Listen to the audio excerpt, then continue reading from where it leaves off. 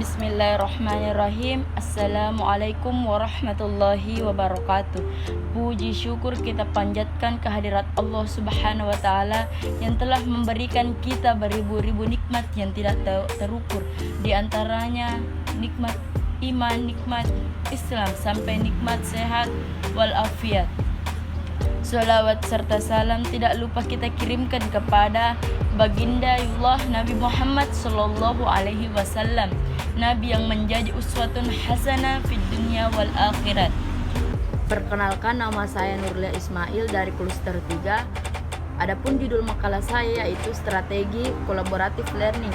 Nah, di dalam makalah tersebut saya akan melanjutkan materi yang dibawakan oleh Husna mengenai macam-macam bentuk kolaboratif learning. Yang keenam adalah Student Team Achievement Division atau STAD. Para siswa dalam suatu kelas dibagi menjadi beberapa kelompok kecil.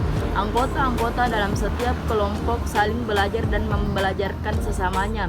Fokusnya adalah keberhasilan seseorang akan berpengaruh terhadap keberhasilan kelompok, dan demikian pula keberhasilan kelompok akan berpengaruh terhadap keberhasilan individu siswa. Penilaian didasarkan pada pencapaian hasil belajar individual maupun kelompok. Yang ketujuh adalah Complex Interaction atau CI.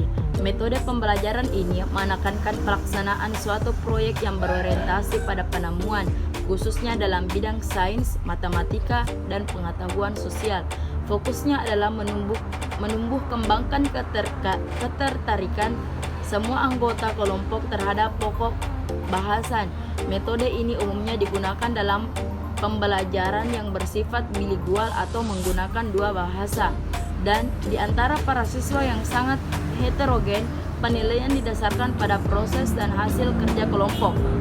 Team Accelerated Instruction atau TAI. Bentuk pembelajaran ini merupakan kombinasi antara pembelajaran kooperatif atau kolaboratif dengan pembelajaran individual. Secara bertahap, setiap anggota kelompok diberi soal-soal yang harus mereka kerjakan sendiri terlebih dahulu. Setelah itu dilaksanakan penilaian bersama-sama dalam kelompok. Jika soal tahap pertama telah diselesaikan dengan benar, setiap siswa mengerjakan soal-soal tahap berikutnya. Namun jika seorang siswa belum dapat menyelesaikan soal tahap pertama dengan benar, ia harus menyelesaikan soal lain pada tahap yang sama. Setiap tahapan soal disusun berdasarkan tingkat kesukaran soal. Penilaian didasarkan pada hasil belajar individual maupun kelompok. Sembilan adalah Cooperative Learning Structures atau CLS. Dalam pembelajaran ini, setiap kelompok dibentuk dengan anggota dua siswa atau berpasangan.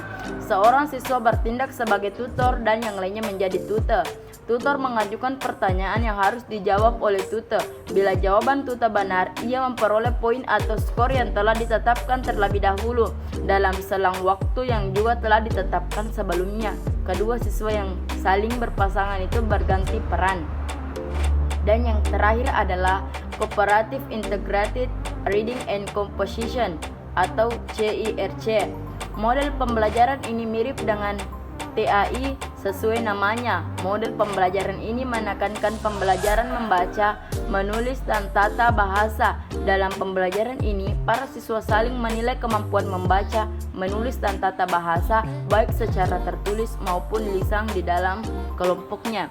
Sekian dari pemaparan materi dari macam-macam bentuk kolaboratif learning. Wassalamualaikum warahmatullahi wabarakatuh.